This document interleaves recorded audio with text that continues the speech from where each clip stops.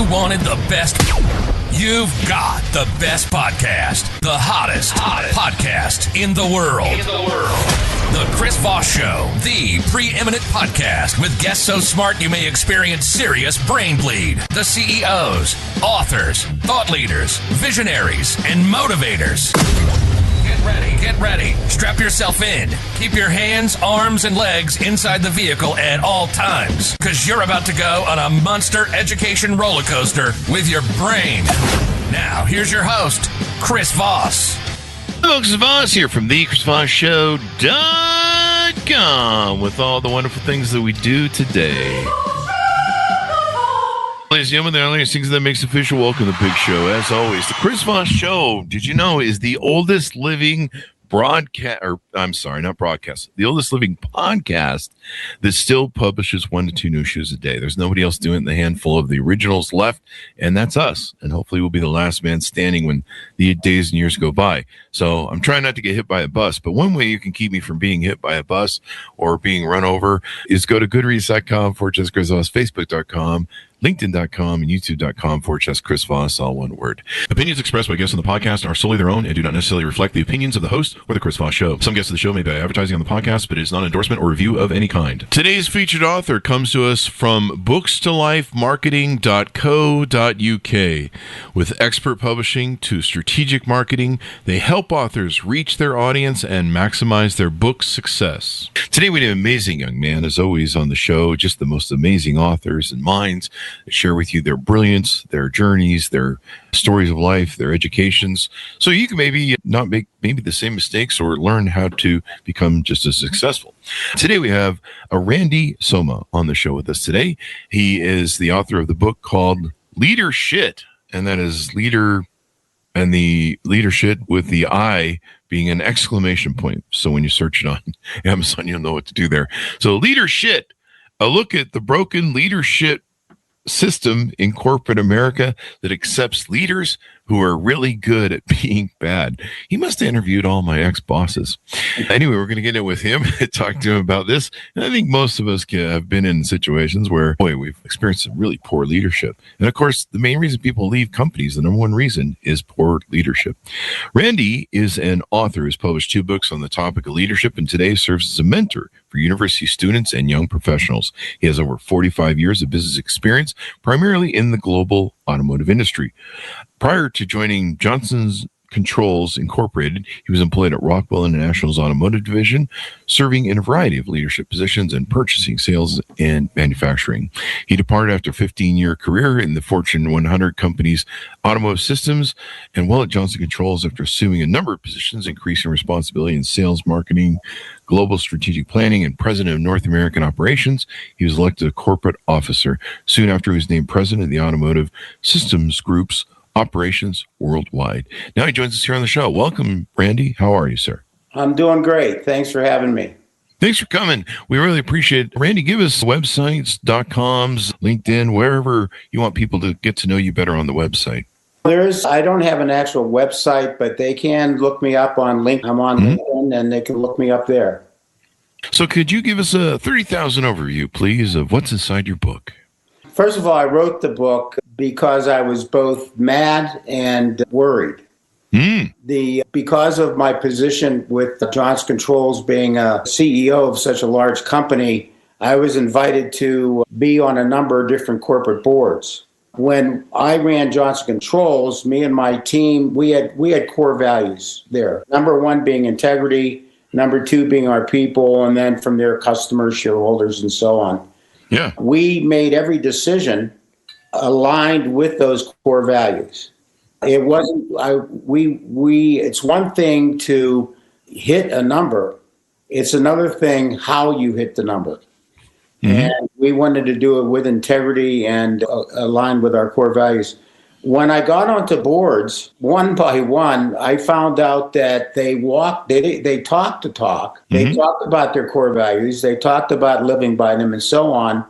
But when I got on the other side of the boardroom door, for instance, people or any company's core values who has them, when I got on the other side of the door, people were nothing more than a line item on a spreadsheet. Oh, wow. And every time I objected to some of the decisions that were being made that were in violation of the core values, I was not joined by other board members or the CEO. Really? So Really? they dissented. Really. Wow. It is, and that's when I started to come to a conclusion, because it's happening everywhere. And I use the term leaders surrendering their duties and obligations to their self-interest. And not the self-interest, or not the interest of the organization, maybe. Exactly right. And if you're a board member and you're getting big fees and you're getting stock options, the last thing you want to do is upset the chairman and CEO.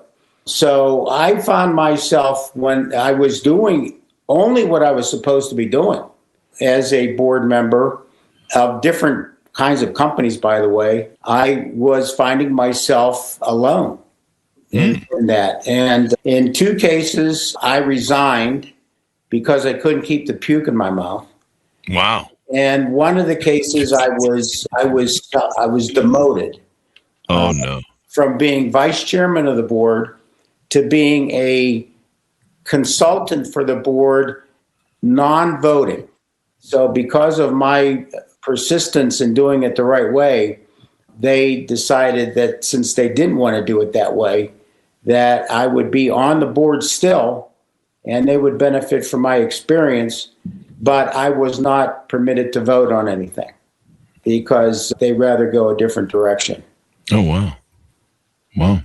Talk to us about what these core values are. Give people a kind of foundation to work for, if we could, of what a sample of that means. Yeah, and not every company, but I would personally say that every company should have core values. And for instance, in our case, when I ran Johnson Controls, number 1 was integrity. That we would hit our numbers, we would hit our goals, we would meet our objectives, but we would do it with integrity and not by doing it by hocus pocus, if you will. Hocus pocus. Yeah, and you still get to the number, but how you got there was not with integrity. The second one that we had in ranking order was our people. We really wanted to value our people in the process of running the business, give them opportunities for advancement and other opportunities within the organization. So that was the number 2. And then after that, it was an enforced rank position. There's shareholders, there's customers, there's what we called continuous improvement, there was strategic advancement, there was the communities in which we did business. I had 256 plants in 26 countries. Wow. So we tried to, in the communities where we had an operation, we tried to do things to be a good community citizen and do work for the communities there. So that is typically what core values are. There's some differences here and there, but that's it. And number 1 being integrity, by the way. And the number 1 way you show that you have integrity is that you follow the rest of the core values when you're making decisions. Yeah.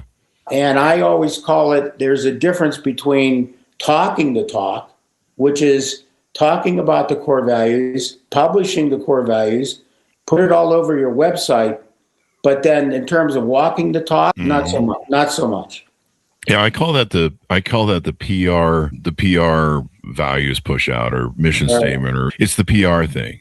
But it's not, it's do as I say, but don't do as I do, sort of thing. And people see right through that, I think, in corporations. They go, yeah, that CEO, he's not living the corporate values. Yeah. You remember when Google had corporate values? It was don't do evil. And they eventually had to dial that back because they were doing so much evil. Yeah, the darn thing of it is that the number 1 thing that I always wanted to earn wasn't so much monetary. I wanted to earn was trust from the organization. But if I published our core values and then they saw that I was not living by them in terms of how I was running the business, the morale starts to collapse. And when morale collapses, so does productivity. and then you end up a shell of yourself. You may not go out of business, but you only be a shell of what you could be if you had high morale, driven by a leader that is trusted and upon. Yeah. Morale is important. Leadership is important. Values are important. A leader needs to walk his talk his walk.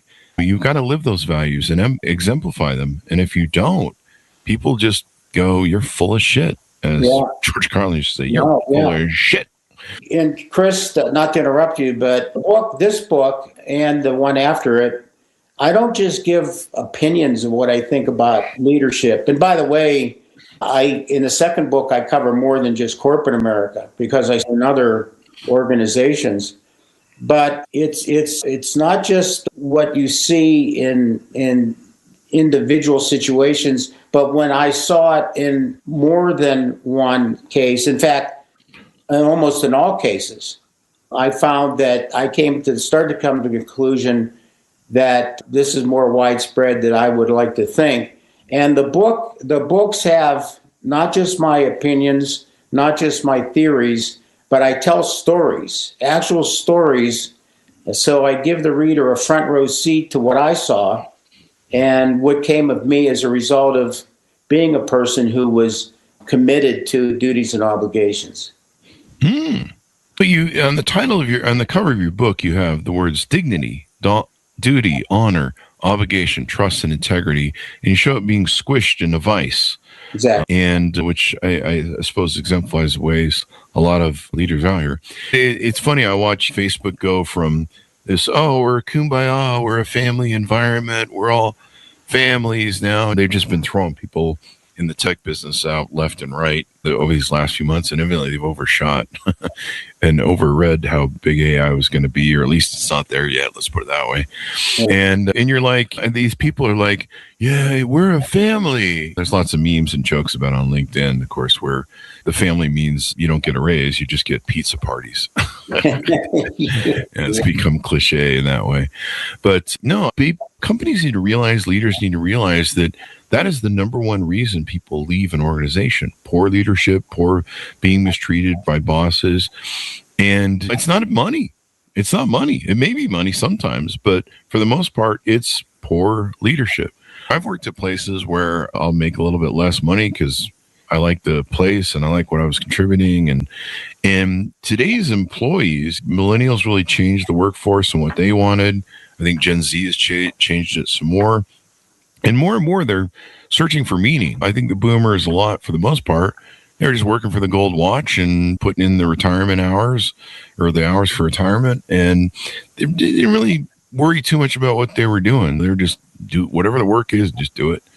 And people, Gen X, Gen Zers now, and some of the millennials, they just want more value. They want more meaning. They want it to matter more, not only to the job or workplace, the integrity of what they do, but also to the world. Are we contributing global, whatever, climate change? Are we caring about the world outside of ourselves, charities, et cetera, et cetera? They're more interested in that. And that presents some challenges to companies that just have this IBM 1950s technology of Peter Drucker going, just use the carrot and the stick, hire and fire rule to get people motivated. And you can't do that really anymore, I don't think. What do you think? Along those lines, after I published Leadership, I got contacted through LinkedIn by dozens, and I mean not hundreds, but dozens of young professionals, turned out to be young professionals.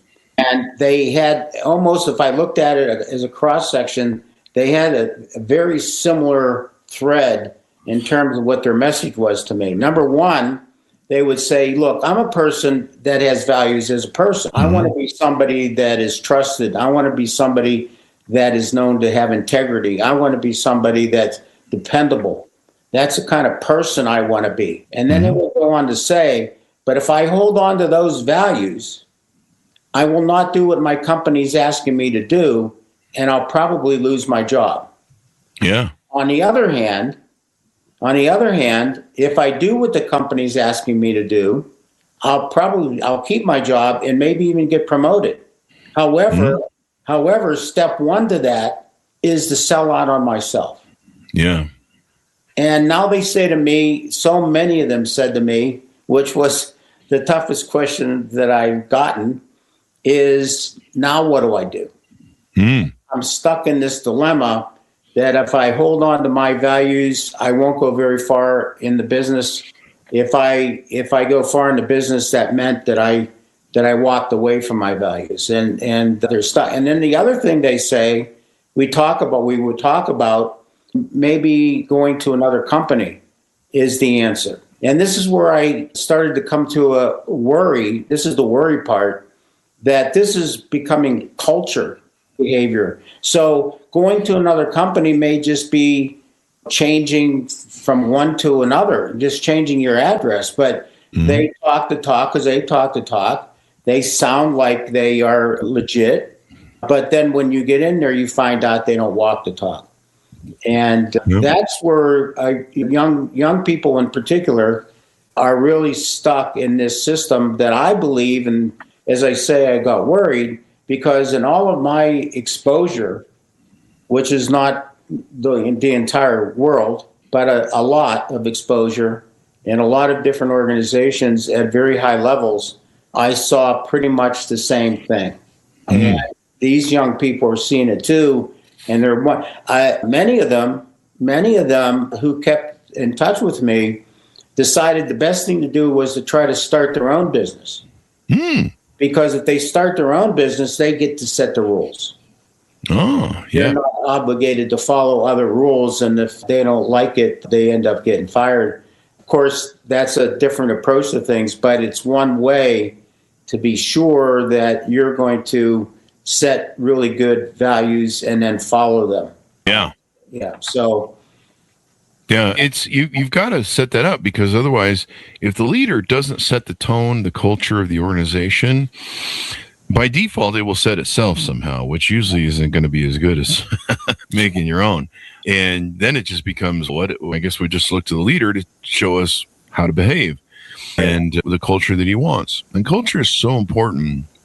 Every leader, when they enter a leadership position, needs to be mindful of what is my culture that I want to create. And if you're stepping into a position where I think about that every time I start a company, what is our culture? What are we going to exemplify? How are we going to communicate that culture and lay the foundation? And how are we going to make it endure so that it functions in all of our actions and decision making? And leaders need to think about that long before they launch a company, or long before they launch stepping into taking over for someone else. Usually you're stepping in because someone else didn't do a good job, or maybe they were ambivalent, or just they didn't have create good culture and it got toxic. And so you're in there trying to fix and repair. And it's really important when you step into those things to read the room, understand what's gone before, what needs work, and also bring your own bag of culture that you want for integrity and a lot of things you talked about in the cover of the book. And that's just so important. And it sounds like you kind of went through that journey with your companies that you were experiencing. You experienced the ups and downs of all the different variations of leadership, or leadership for that matter. You really, man, it's the word culture. I agree with you totally. That's something you don't hear a lot of leaders talk about in terms of its importance. It's like the foundation of a house. You don't really see it. It's pretty abstract. It's not very sexy. But if you don't get that right, the house isn't going to be right. Yep. And foundations are so important. And really, culture, as I said earlier, what you achieve is one thing, but the culture determines how you achieved it. That's where the integrity is, in the how. And too many times I've seen executives get really big bonuses because they hit the number. But when I ask them how they hit the number, boy, sit down and strap up, because you're not going to like it. It's not going to be pretty if they tell the truth. Yeah. Yeah, it's something that people got to start focusing on. We're telling people that layoffs, and we care about our employees, we love our employees, and then you lay off 10,000 people, like you're full of shit. Yeah. No, you really are. Especially when you're doing it just to boost your stock price, and you've probably got something in your golden parachute contract or some sort of stipulation in their board where if you sell the company or you lay off or you the stock price goes up, you basically get paid. Maybe they need to quit paying CEOs in direct proportion to stock value increase, and maybe they should do it based upon employee value or happiness increase. Maybe they should base it on how you get paid by how many complaints you have on Glassdoor. But I was asked once if I wanted to know how, if a company was being run properly, what would be the one question I would ask that would give me at least an indicator of how it's run. Mm-hmm. And the one question I would ask is, what are the metrics used to determine whether and how much leadership gets in terms of bonus? Yeah. And what you will see, of course, is all financials, pretty much all near-term financials, because nobody gets any of their bonus based on the success of their strategic plan or the progress of their strategic plan. Everything is now. Everything is money. And I never saw once ever that morale was part of how you got paid a bonus, was part of your bonus structure. Yeah, or culture, or holding to culture.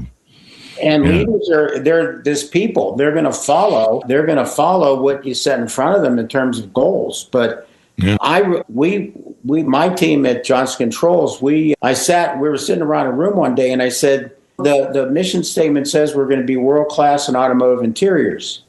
Can we be world-class in automotive interiors if we don't have high morale? Yeah. Now, everybody's looking at me like, what are you doing? What are you doing? Yeah, we talk about morale, but I said, we're actually going to measure it. So we hired a third-party company, because if somebody was asked the questions about how they like working there and they didn't like me, I want them to be free and comfortable in saying that without it being attached to them. So we did it in 3 years in a row. And I did it 3 years in a row because we were going to act on each year's findings and hopefully improve as we went. And in year one, and one of the questions that was asked among many that I was focusing on was, do you believe in and trust the leader? Year one, 61% said yes. So I said to the company doing the surveys, I said, could you go back and find out why 39% either said no or I don't know? Because I can't act on a number, but I can act on that answer. Oh. And they came back with the answer. And long story too long, in year 3, the answer was 81%. Believed in and trusted the leader. Wow.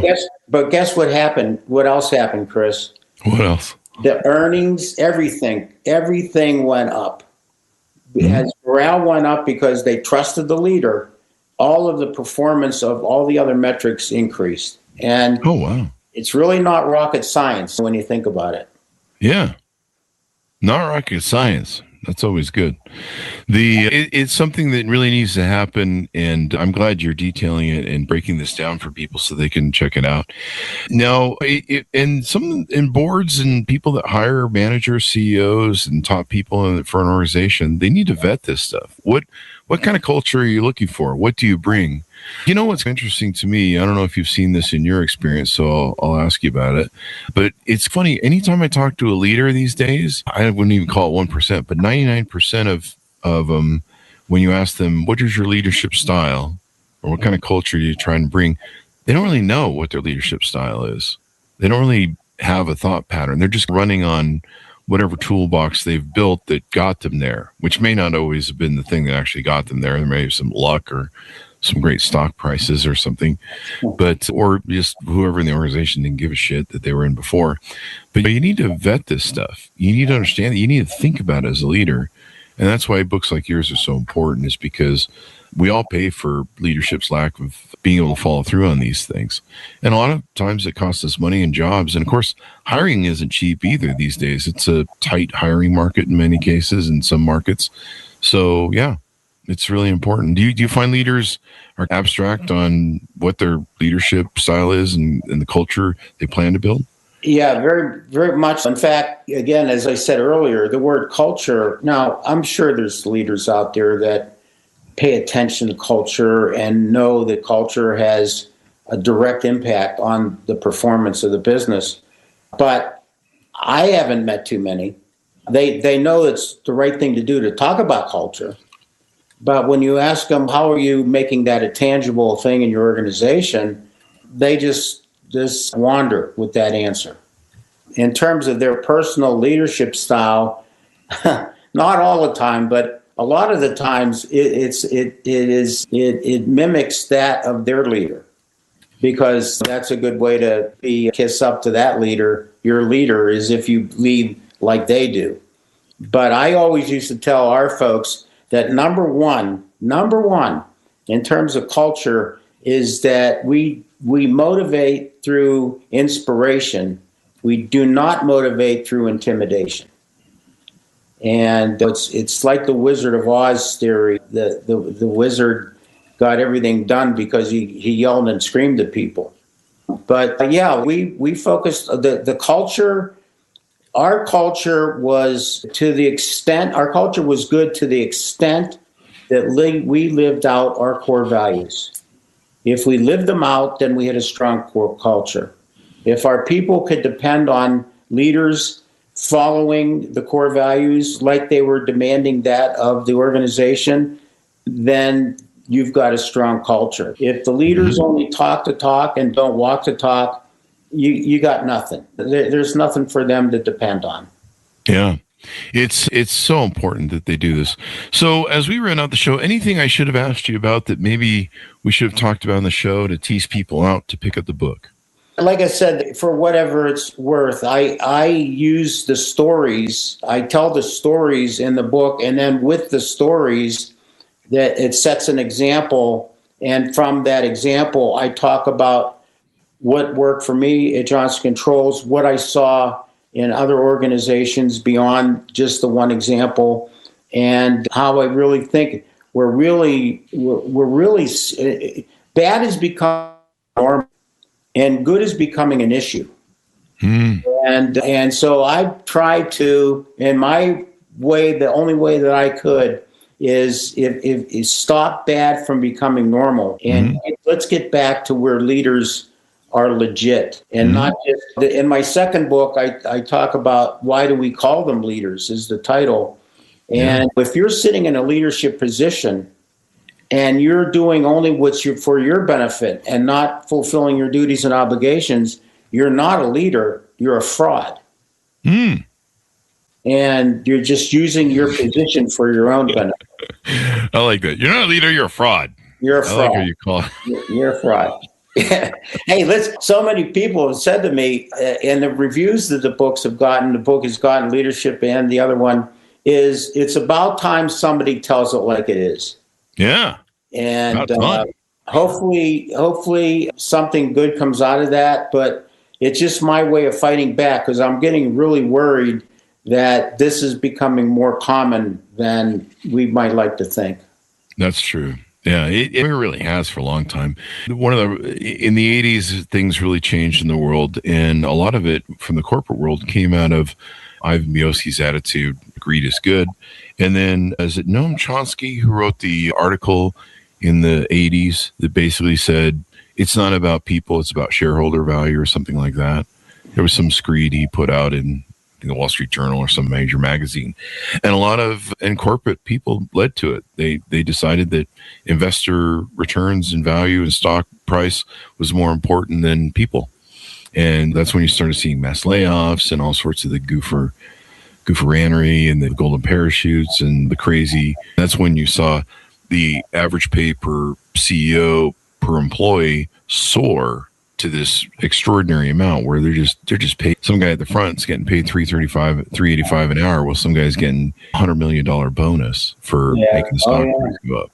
Chris, just one quick story that's in the book, and this is really got me thinking, among other things, but really hit me hard that this is becoming more normal. And these aren't exceptions. These are the norm. My wife and I give scholarships at my alma mater based on students writing essays demonstrating their understanding that integrity has value both in business and in personal life.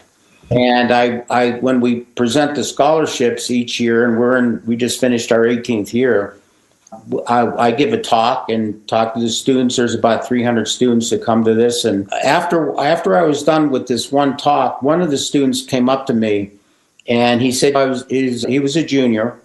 And he said to me, I've just been elected to be in charge of, I think it was like Accounting Society for Accountants, something like really? that.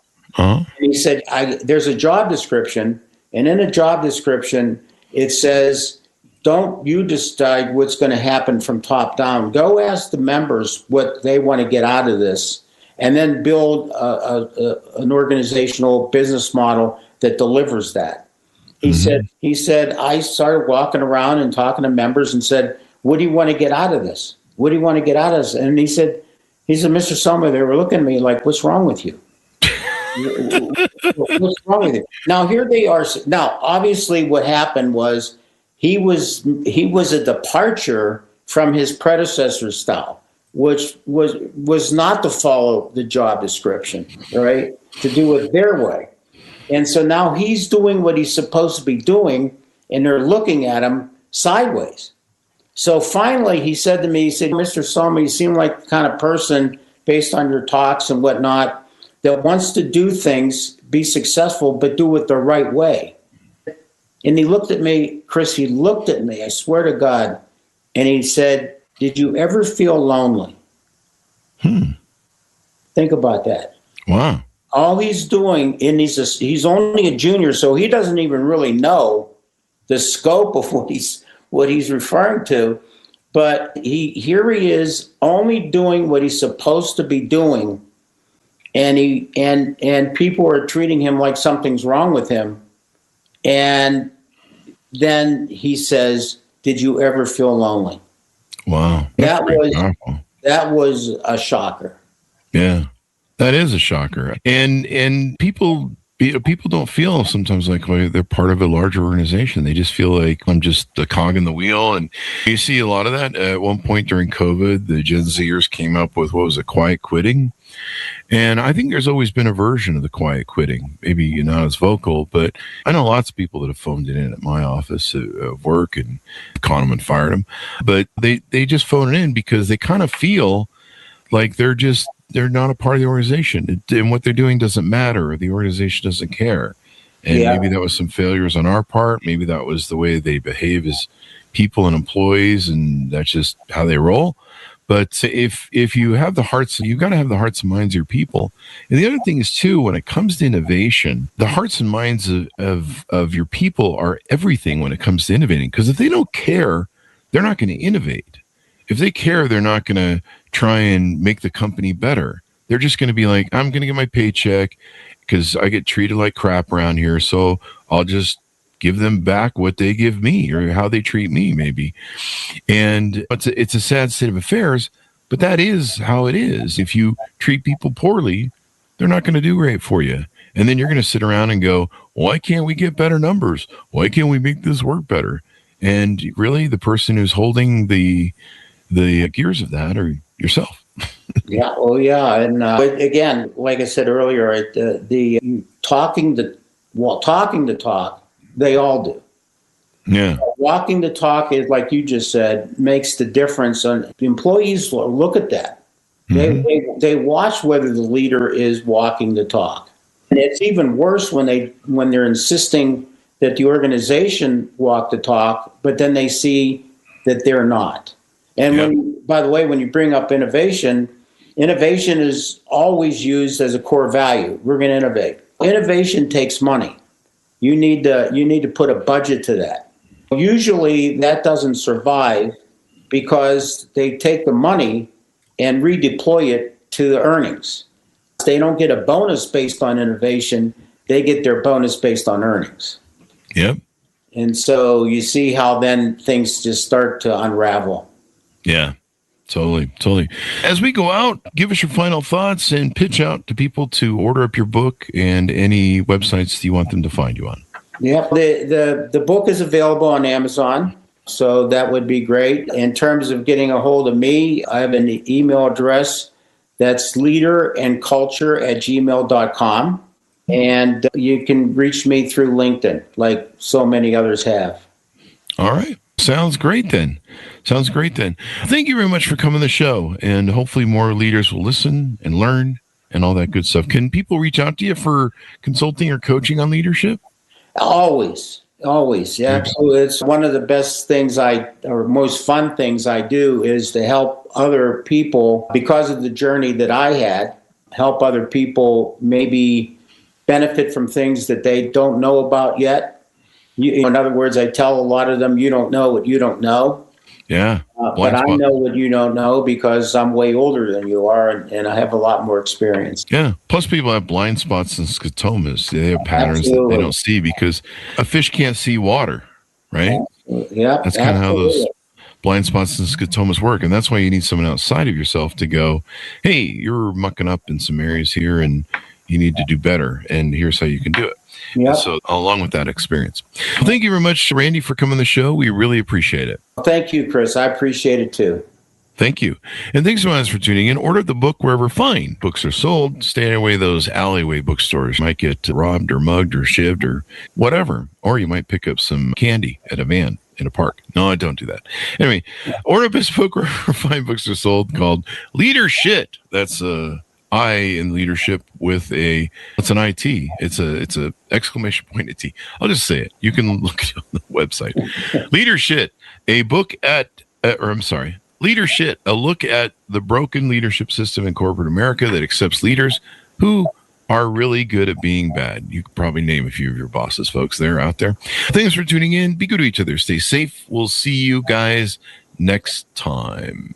You've been listening to the most amazing, intelligent podcast ever made to improve your brain and your life. Warning, consuming too much of the Chris Voss Show podcast can lead to people thinking you're smarter, younger, and irresistible sexy. Consume in regularly moderated amounts. Consult a doctor for any resulting brain bleed.